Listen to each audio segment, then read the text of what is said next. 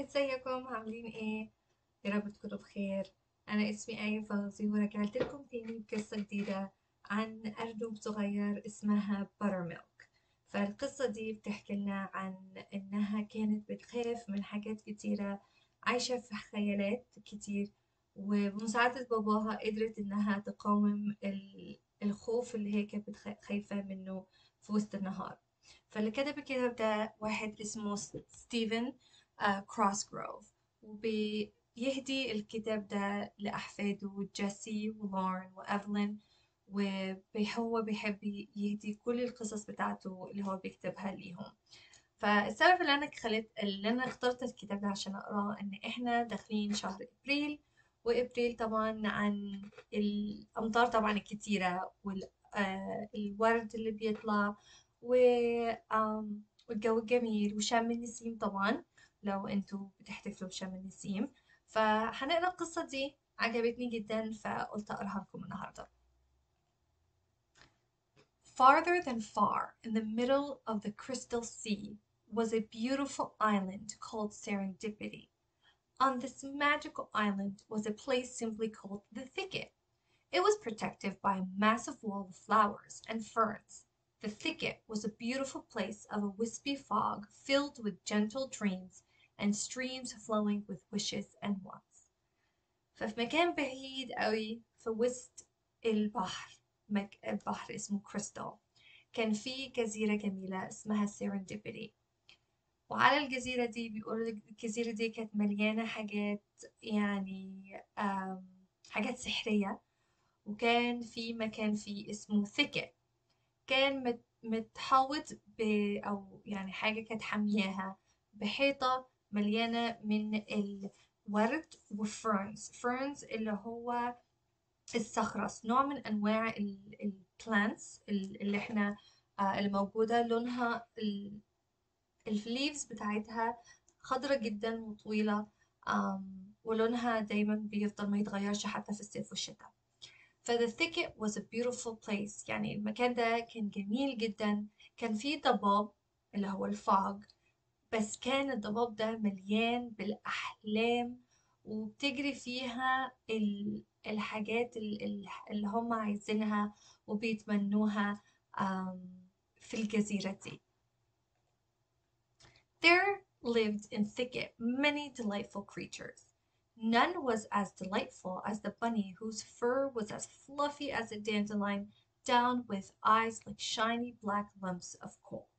Their noses would twitch at the slightest breeze that rattled the trees as they sniffed about looking for a friend or foe. Sure that was all safe, they would hop on their way on large thumping feet, down paths covered in needles from the velvet pines. فهناك عاش حيوانات جميلة سعيدة قوي، وما كانش فيه أجمل أو أسعد من البنيز اللي هو الأرانب، اللي كان فروتهم so fluffy، يعني مليانة كده كأنها زي ورد الداندلاين، وعينيها سودة قوي زي الفحم، ومناخيرهم كانت بتلعب كده لما كانوا بيشموا الأشجار والروايح اللي بتمشي من الأشجار الورد اللي حواليهم، أو إنهم يشموا بيدوروا على صاحبهم أو حتى عدو، يعني حد بيحاول يجي ياكلهم أو حاجة، لأن احنا عارفين إن الحيوانات بتاكل حيوانات وكده. بس طبعا المكان كان سيف جدا، وكان هما عايشين مبسوطين، وكانوا بيقعدوا يتنططوا وبيدبوا رجليهم على الأرض، وكان بيدخل في رجليهم زي بنس صغيرة من شجرة الفلفت باين اللي هي اسمها الصنوبر المخملية. اوكي الفلفت باينز أول مرة أعرف إنها اسمها كده. One of the bunnies was as an absolute delight, with fur the color of cream speckled with large golden splotches. Her ears were pert and perky as they twitched this way and that, listening to the wind as it whispered through the velvet pines. Her name was Buttermilk.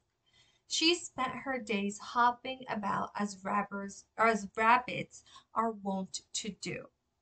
فكان في من الأرانب دي كان في أرنب معين جميل جدا، فروتها كانت زي الكراميل، وكان في حتت ذهبي على الفروة بتاعتها، ودينها كانت واقفة كده، وكانت بتلعب كل ما هي بتمشي، وكانت بتسمع الهوا، وهو زي كأنه زي بيوشوش في ودنها وبيجري من الأشجار الصنوبر.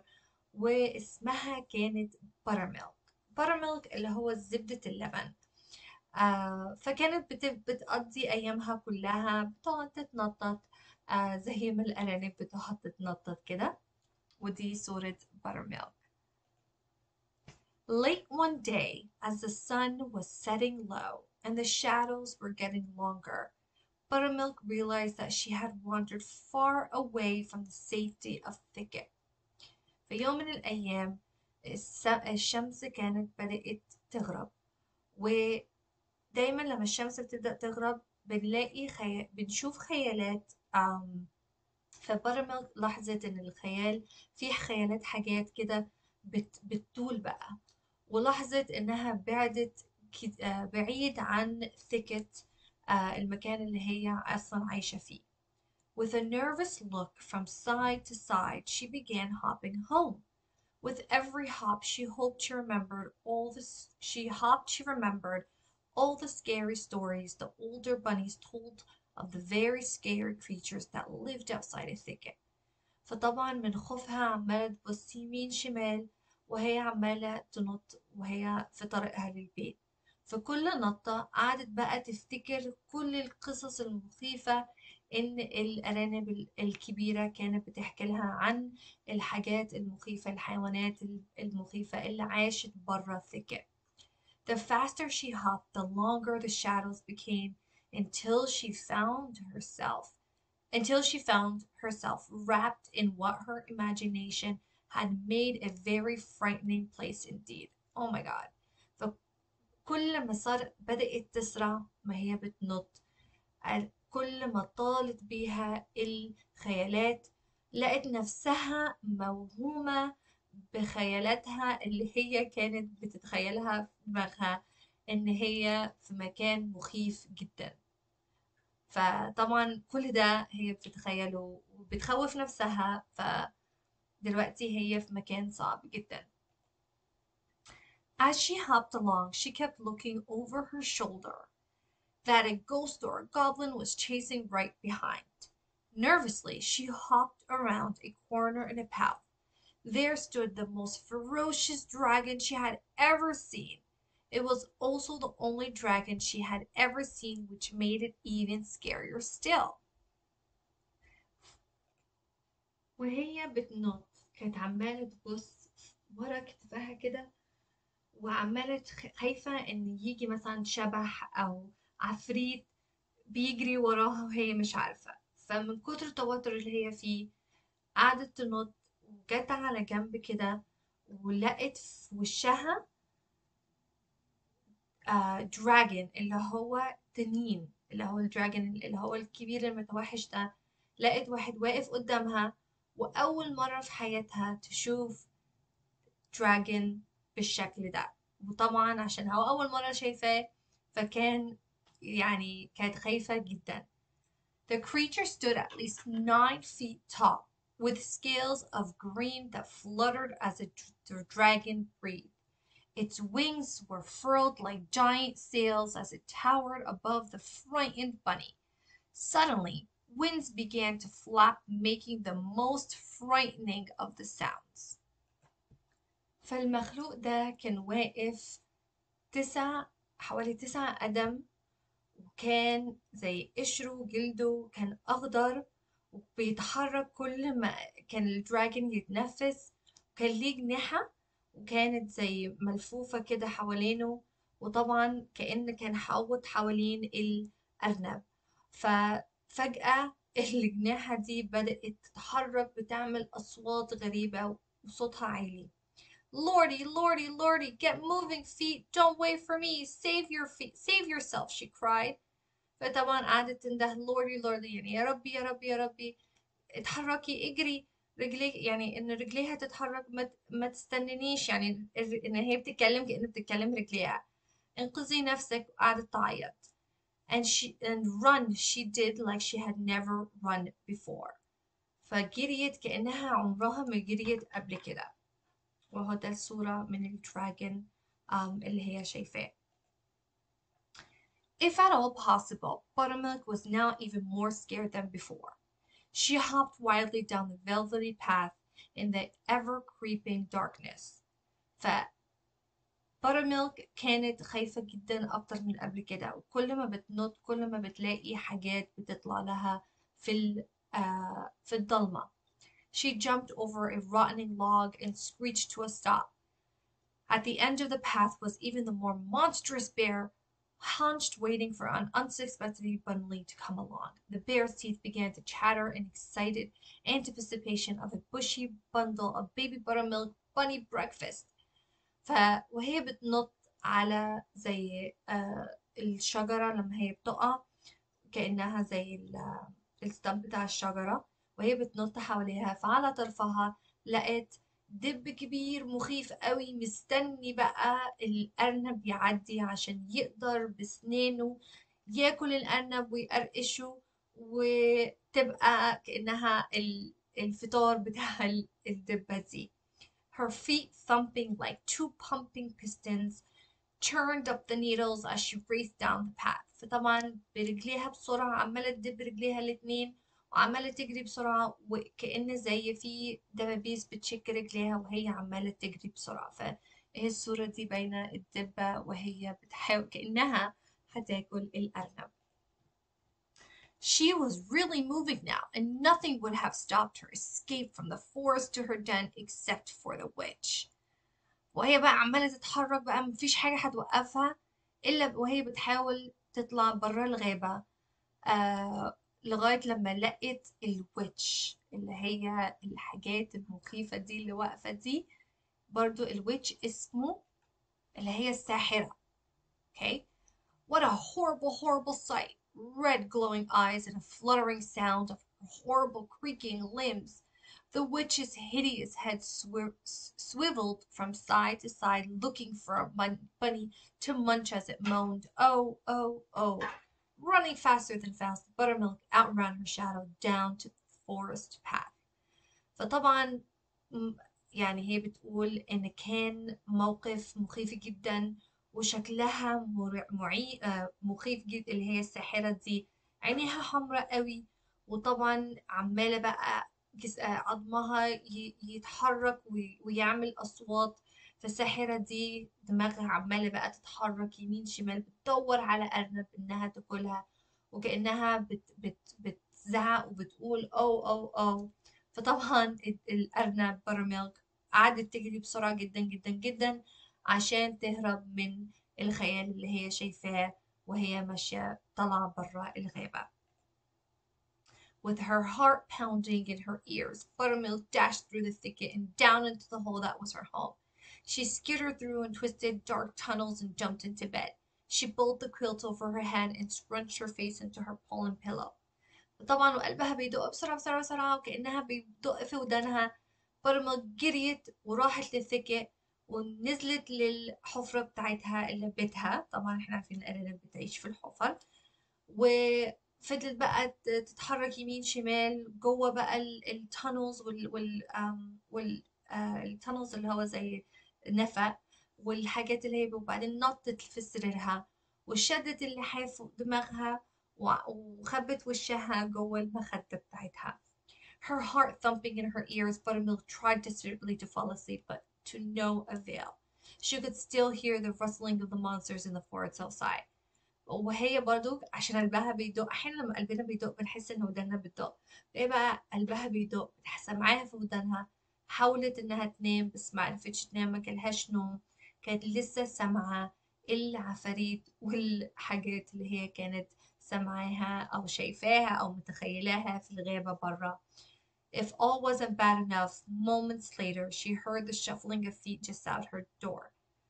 يعني الموقف ما كانش يبقى أبشع من كده. بعديها بكام ثانية بدأت تسمع كأن في صوت رجلين برا باب أوضتها. Screet, thunk, screet, thunk. The horrible sound of a monster's footsteps echoed through the burrow, and then فجأة بقى سمعت أصوات screet, thunk, screet, thunk كأن حد بقى بيمشي يامن. فالأصوات بقى إن هي متخيلها إنها العفاريت ماشيين وراها، وبقوا يعني البورو اللي هو المكان الأرانب بيعملوها تحت الأرض.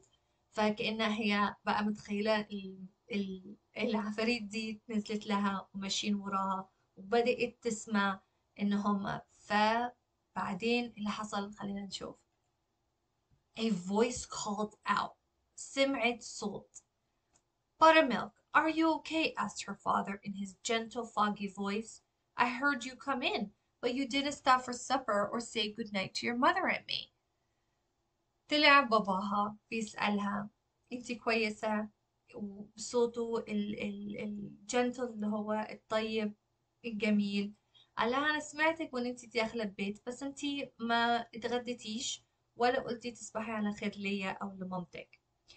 Buttermilk leaped from her bed and into the big furry arms of her father's embrace. Oh, Papa, she cried. They are horrible, all the monsters of the shadow and night. There was a witch and a bear and a dragon of fright. نطت بقى من سريرها في حضن باباها. الفرو طبعا انت عارفين الفرو بيبقى طري كده وناعم في حضنه، وقعدت تقول له بابا، وقعدت تعيط. كانت مخيفة جدا. كل العفاريت والخيالات اللي انا كنت شايفاها بالليل السحرية، والدب والطين اللي هو الدراجون، كانوا مخوفيني. Don't be afraid, gently crooned her father as he rocked her in his arms. ما تخافيش. باباها بقى قعد يهشكها في ايده كده. Tomorrow in the light we'll find your monsters of fright and banish them forever. For now, close your eyes and go to sleep. قال لها بكرة الصبح في النور لما الشمس تطلع هندور على العفاريت اللي انتي كنت شايفاهم بالليل ونبانش them، يعني نطردهم للأبد. فاقفلي عينيكي وحاولي تنامي. He hummed a gentle lullaby and stayed with her until she was fast asleep. قعد بقى يدندن لها أغنية كده جميلة، وفضل معاها لغاية لما نامت. The very next morning, the dew still damp and dripping. Buttermilk and her father helped down the path. Floppy step by floppy step, they moved up the path until they came to the place where Buttermilk had seen the witch. تاني يوم الصبح أول ما الشمس طلعت، ال ال ال الشمس وهي طالعة طبعا. انتوا عارفين الصبح بدري قوي لما نلاقي زي البلانتس والأشجار لسه مبلولة شوية ندعة من الليلة اللي قبليها. فقعدوا بقى يتنططوا خطوة خطوة لغاية لما وصلوا لغاية المكان اللي بuttermilk شافت فيها الست السحرية. They looked and listened too for the creaking limbs and the cry, oh, oh, oh, but all they found was a baby owl that cried softly, hoo, hoo, hoo. قعدوا بقى يبصوا ويدوروا ويسمعوا ان هما يلاقوا بقى هي كانت بتقول للست السحرية كأن زي عظم بيتكسر، والعياط اللي هو او الصوت العالي المخيف اللي كانوا بيقول او. كل اللي لقوه كانت بومة صغيرة بتدعي، أو مش بتدعي سوري، إنها بتندى بتقول هو يعني مين. See, said her father, when you find your nighttime monsters in the light they aren't filled with fear or fright. فقال لها باباها شوفي، بالليل أحيانا بنتخيل إن حاجة بتبقى زي مخيفة زي العفاريت اللي احنا بنشوفها، بس في النور ما بيكونوش ما بتكونش مخيفة أو حاجة تخوفكم. Buttermilk scrunched up her nose and said, well, maybe the witch was just an owl, but just wait until I show you the bear. And they hopped down the path in the morning mist. Buttermilk راحت مكرمشة مناخيرها كده وقالت له طيب ماشي، يمكن بس الست السحرية كانت بومة. استنى بس لغاية لما أوريك الدبة المخيفة اللي أنا شفتها. بدأوا بقى إيه يتنططوا لغاية لما يشوفوا فين الدبة المخيفة اللي هي كانت شايفاها الليلة اللي قبلها. They rounded the path to the spot where they had seen the bear the night before. But there was nothing there. Instead, there was an overgrown hump of a stump with mushrooms growing in great profusion. وهم ماشيين لقوا مكان الدبة اللي كانت موجودة الليلة اللي قبليها، بس ما كانش في أي حاجة هناك. اللي لقوا اللي هو انتوا عارفين لما بنقطع شجرة كده بيبقى فاضل الجذع الشجرة موجودة هناك، وطالع عليها عش الغراب اللي هو المشرومز، طالع عليها وطالعة بطريقة كده غريبة في كل ناحية. A bushy bundle of baby buttermilk bunny breakfast, chuckled her father. باباها بقى قعد يفتكر الكلام اللي هي قالته له. A bushy bundle اللي هو أرنب صغير مليان، إن الدبة كانت بتقول إنها عايزة تاكلها للفطار. But Papa, she said, I heard his teeth chattering. Then, as of a cue, a tiny striped chipmunk appeared chittering and chattering at the both of them. فأول ما لقوا أو أول ما باباها قال لها كده، هي راحت قالت له بابا، بس يا بابا أنا سمعت سنانه بتخربش في بعضها. فكأنها كانت زي إشارة كده، ففجأة طلع سنجاب صغير عليه خطوط، وطلع بقى قعد بقى to chitter and chatter ليهم هما الاتنين. Well, sighed Buttermilk, maybe the witch was really an owl, and the bear was only a stump, but just wait until I show you the dragon. قالت طيب يمكن بجد الست السحرية كانت البومة والدبة كانت جذع شجرة. استنى بقى لما اوريك الدراجون التين الكبير ده. Nervously she hopped ahead and father shuffling behind. فكانت متوترة وهي بقى بتنط وباباها كان بينط وراها. They hipped and hopped until they came to the place where Buttermilk had been scared by the dragon. قعدوا بقى يتنططوا لغاية لما وصلوا للمكان اللي هي شافت فيه الدراجون المخيف قوي. But instead of the dragon, they found a beautiful weeping willow tree dipping with butterflies that fluttered in the wind and flocked of birds chirping in the morning's delight. لكن مكان الدراجون لقوا شجرة الصفصفي اللي هي a weeping willow، ولقوا فراشات كتيرة بتطير في الهواء، ولقوا عصافير بتصوصو في طلوع النهار أو الشمس. Papa, I'm so dumb, mumbled Buttermilk as she twisted and turned her foot in the path, a tear trickling on her eye. I shouldn't have been so scared. فبuttermilk قالت لباباها بابا أنا غبية جدا. أنا قعدت بقى أتحرك بقى رجليها يعني محروقة وخلاص بقى إيه الدمع بقى تفر من عينيها. وبتقول له أنا ما كنتش مفروض أكون خايفة قوي كده. No, said her father in the gentlest of ways. You're not dumb, for everything seems a little darker and scarier at night. Even I'm sometimes scared of things in the dark. Just remember that daylight is bright and will always chase away the worst of your nighttime fears. فباباها قال لها لأ بكل حنية، وقال لها انت مش غبية بس أو يعني you're not dumb. كل حاجة في الضلمة بتخاف أو بتظهر إنها شكلها مخيف أكتر. لكن قال لها كمان أنا أحيانا بخاف من حاجات بالليل، بس دايما افتكري إن النهار لما بيبقى طالع والشمس طالعة والنور طالع دايما ممكن أو هو دايما chase away، يعني بيجري ورا الحاجات اللي انتي الورست يعني الحاجات المخيفة جدا، الحاجات الوحشة اللي انتي بتخافي منها بالليل. With that, he wiped away her tears, and arm in arm they hopped back to thicket. بكده مسح لها دموعها ومسك ايديها وقعدوا بقى يتنططوا ويرجعوا للمكان بيتهم اللي هو thicket.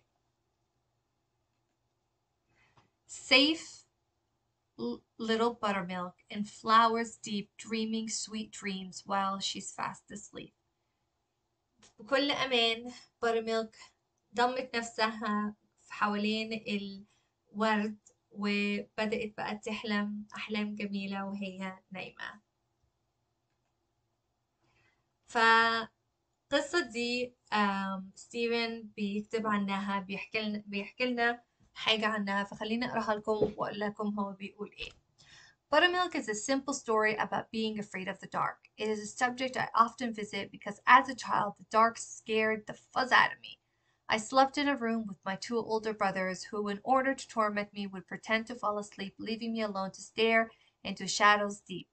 I have a fertile imagination that has served me well in my career, but at sometimes it can be my fearful fully. فهو كتب القصة دي عشان عن الخوف عن الضلمة. okay. ودي قصة هو بيحب يكتب عنها عشان وهو صغير كان بيخاف من الضلمة جدا، وكان رغم ان هو كان بينام في أوضة مع اخواته الاتنين الصبيان اللي اخواته الصبيان اللي اكبر منه، كانوا بيعملوا نفسهم انهم نايمين، وهو كان بقى بيتخيل بقى حاجات وحاجات في الأوضة عنده. بس طبعا خياله كان وداه أماكن كتيرة، سببت له إن هو بقى يكون كاتب شاطر جدا وبيعرف يكتب حلو. بس لكن أحيانا الخوف من الضلمة بتبقى حاجة مخيفة. فأنا اخترت القصة دي عشان أنا حبيتها جدا، وحبيت قصة بارميلك. كانت لذيذة جدا. وإحنا يعني بنخاف من الضلمة أحيانا لما مبيبقاش في نور أو الدنيا ضلمة، مثلا إحنا بنتسحب وعايزين نروح نجيب حاجة نشربها بالليل، أو we're- إحنا في الأوضة نايمين، ممكن مثلا حاجة صغيرة بتبقى يعني جنب في الأوضة، تتخيلي حاجة تانية تماما، عفريت بقى جاي، عفريت هياكلني أو حاجة مخيفة. يعني خيالنا بيودينا لأماكن كتيرة. بس لما تصحى الصبح والشمس تطلع ونفتح النور، بنلاقي إنها مثلا لعبة صغيرة إحنا كنا ناسيينها اليوم اللي قبليه، أو حاجة إحنا راميينها، سواتر أو حاجة إحنا حاطينها على جنب. فدي حاجة ميزة أو حاجة كويسة جدا إن إحنا نتعلمها، إن بالليل خيالنا بيودينا أماكن كتيرة، بس لما الشمس بتطلع والنهار بيشقشق بنلاحظ إنها حاجة تانية خالص تماما. فأظن إنها قصة كانت لذيذة جدا، يا رب تكون عجبتكم. و... وما نخافش من الضلمة، لأنها طبيعي، كلنا بنخاف من الضلمة، أنا كنت بخاف من الضلمة وأنا صغيرة. وطبعا يعني ممكن أكون بتخيل أحيانا حاجات مثلا وأنا مش شايفة حاجة كده هنا ولا هنا، بس طبعا مش عفريت، مفيش عفريت، مش it's not true، يعني مش حاجة حقيقية إن احنا آه موجودة أصلا. يعني مفيش دراجونز، مفيش الست السحرية. في دبب، بس يعني الدبب مش هتطلع بقى تاكلك والكلام ده كله، مش في الأماكن اللي احنا عايشين فيها، جيرسي سيتي والأماكن دي صعب تلاقي دب كده ماشية.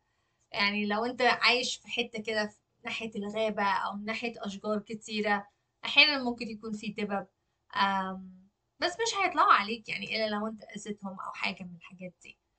بس القصة والثيم اللي احنا اتعلمناها، هرجع اقول لكم ما تخافوش من الضلمة، مفيش حاجة تخوف. يعني لو انت خايف مثلا بالليل، لو تخيلت حاجة في الأوضة حواليك أو حاجة، أو انت حسيتي إن في حاجة، سمعتي صوت أو حاجة، افتحوا النور وبعدين هتلاحظوا إنها مش أي حاجة تخوف، أو مش حاجة، مفيش عفريت هيجي ياكلك أو تاكلك أو أي حاجة خالص.